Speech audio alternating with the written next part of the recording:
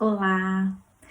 Eu acabei de sair de uma live agora e resolvi vir aqui gravar esse vídeo para falar um pouquinho sobre o que a gente estava conversando lá. Deixar aqui registrado no meu canal. A gente está falando sobre medo, o medo e a ansiedade diante de tudo que a gente está vivendo nesse momento da pandemia, né, do Covid, do coronavírus. A gente deve ter medo? A gente deve estar ansioso? É possível a gente pensar que a ansiedade ela não é saudável, que ela não é válida para esse momento? Vocês acham? Bom, a gente estava falando sobre isso e eu realmente digo que o medo e a ansiedade são essenciais para o nosso funcionamento enquanto ser humano.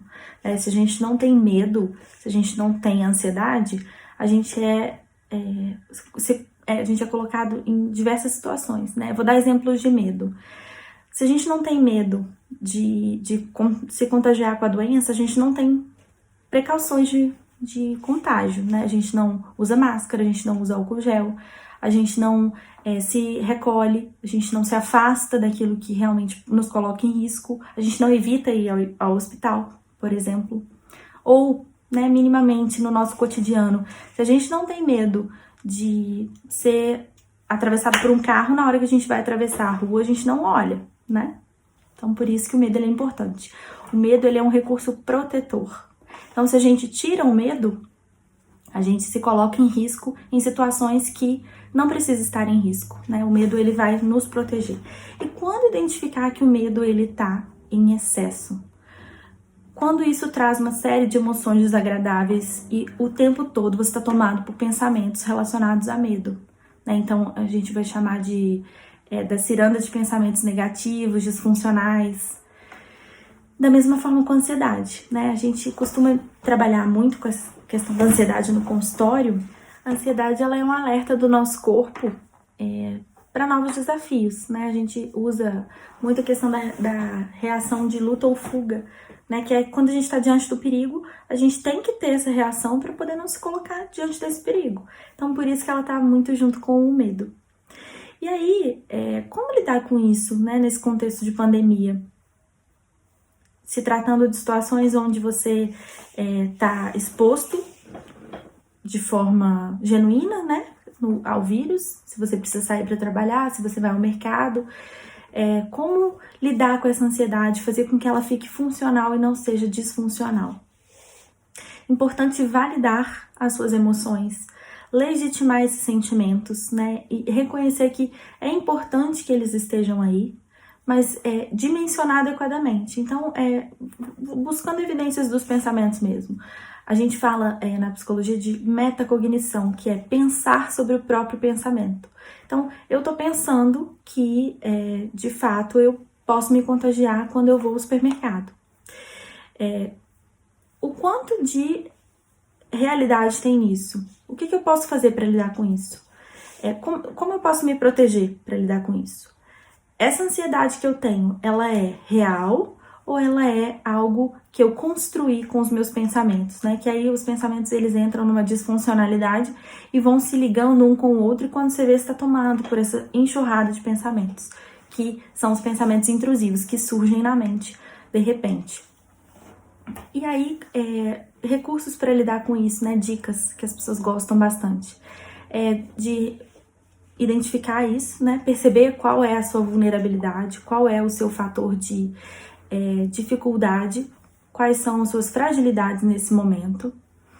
Conversar sobre isso, falar sobre isso com quem você gosta, com sua rede de apoio socioafetiva, né?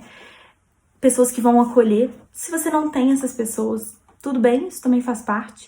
Existem profissionais, e nesse momento que a gente está passando, existem uma série de profissionais que voluntariamente estão trabalhando diariamente, atendendo, seja atendimento individual, atendimento em grupo, para auxiliar esse enfrentamento nessa situação difícil. Eu estou à disposição de vocês, né? Se alguém precisar, quiser conversar, falar mais sobre um pouquinho sobre o que está passando, sobre como é que tem sido isso, eu estou aí à disposição. Além disso, a gente pode buscar estratégias cognitivas que vão nos auxiliar nesse enfrentamento, nesses pensamentos. Uma delas é a questão do registro de pensamentos.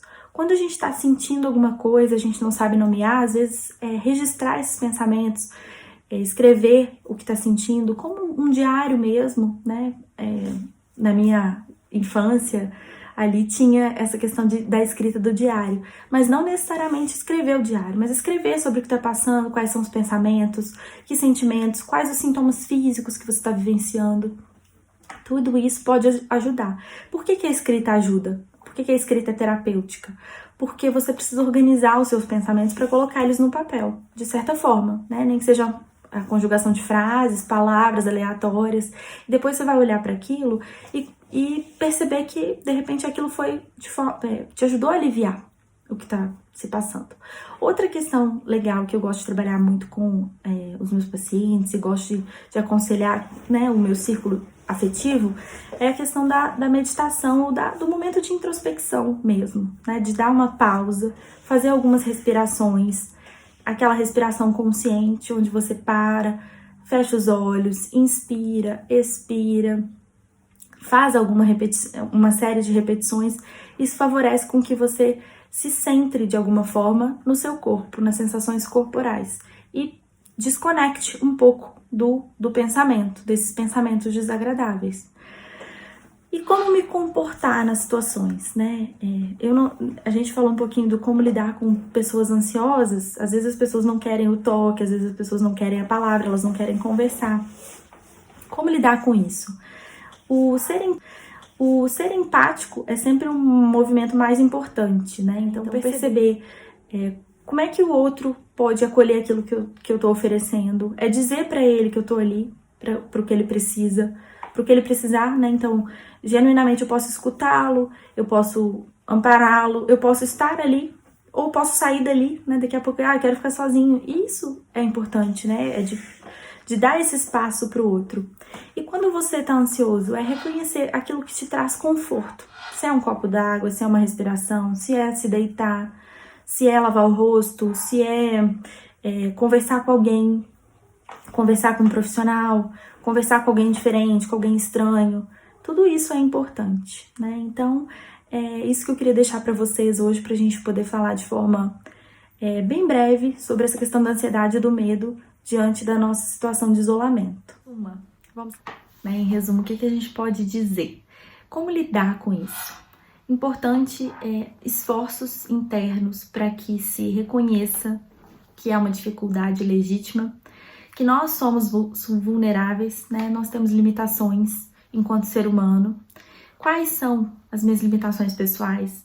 Com isso, te traz um conhecimento e a partir disso, não necessariamente você vai fazer alguma coisa com isso, mas você vai conhecer.